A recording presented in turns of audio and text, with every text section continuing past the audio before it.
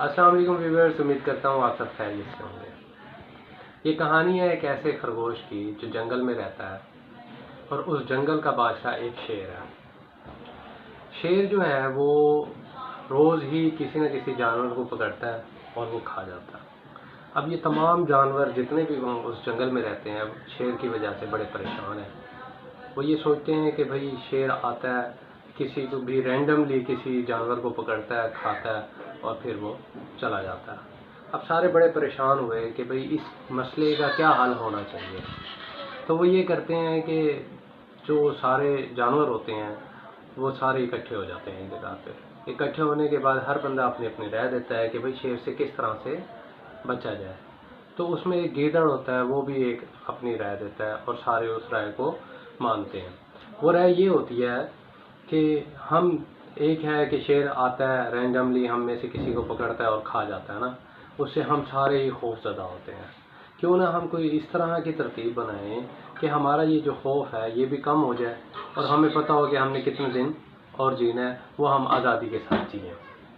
تو اب وہ کیا کرتے ہیں، وہ یہ طے کرتے ہیں کہ ہم میں سے کوئی نہ کوئی ڈیلی شیر کے پاس چلا جایا کرے گا اور شیر کی خوراک بن جایا کرے گا، ٹھیک ہے، اور باقی جتنے بھی جانور ہیں وہ ہنسی خوشی جو ہے اپنی زندگی گزاریں گے۔ اب جب یہ ساری معاملات طے ہو جاتے ہیں تو ان میں سے جو گیدڑ ہوتا ہے وہ جاتا ہے شیر کے پاس اور شیر کو بتاتا ہے کہ بادشاہ حضور، ہم نے یہ فیصلہ کیا ہے کہ آپ ہمارے پاس چل کے آتے ہیں، ٹھیک ہے، محنت کرتے ہیں، شکار پکڑتے ہیں، پھر آپ کھاتے ہیں، جیسی ہے اس کے اوپر آپ کو محنت کرنی پڑتی ہے۔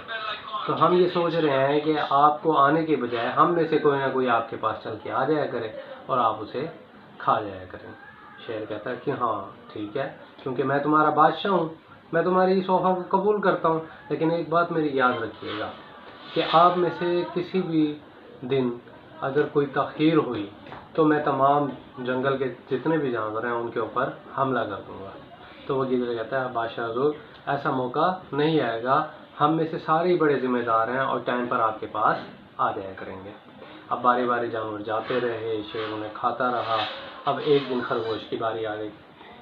اب خرگوش جب اس کی باری آئی تو اس نے سوچا کہ یار میں مرنا تو نہیں چاہتا، ٹھیک ہے، تو مجھے کچھ ایسی ترکیب لڑانی چاہیے کہ جس سے جو ہے وہ سانپ بھی مر جائے اور لاٹھی بھی بچ جائے۔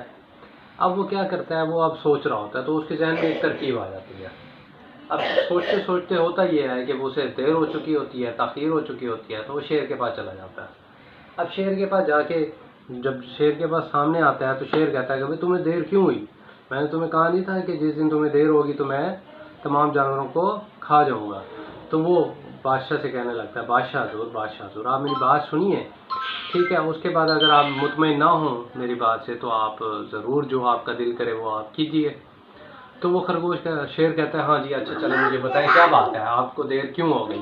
تو خرگوش کہنے لگتا ہے بادشاہ حضور میں جب آپ کی طرف آ رہا تھا تو مجھے راستے میں ایک اور شیر ملا۔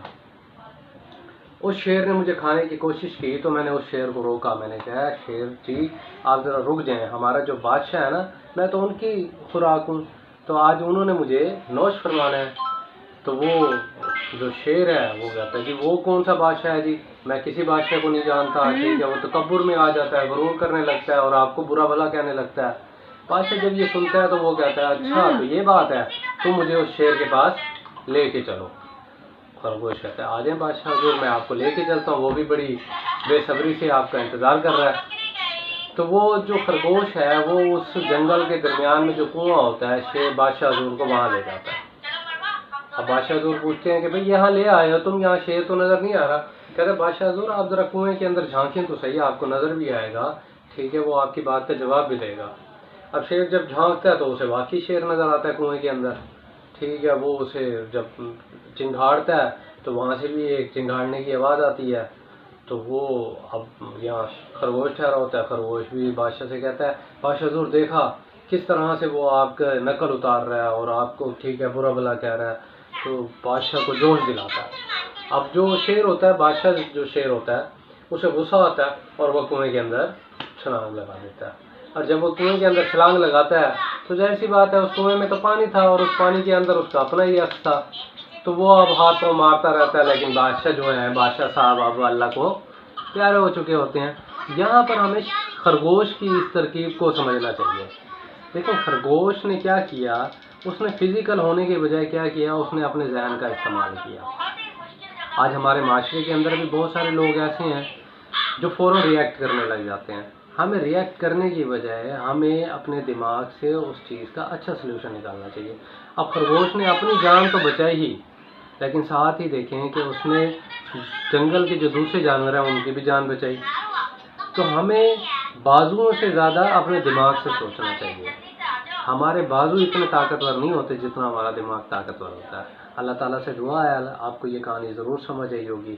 تو میں امید کرتا ہوں کہ ہم جہاں اپنے جسم کا سہارا لے رہے ہوں گے وہاں ہم اپنے ذہن کا بھی ضرور سہارا لیں گے. شکریہ.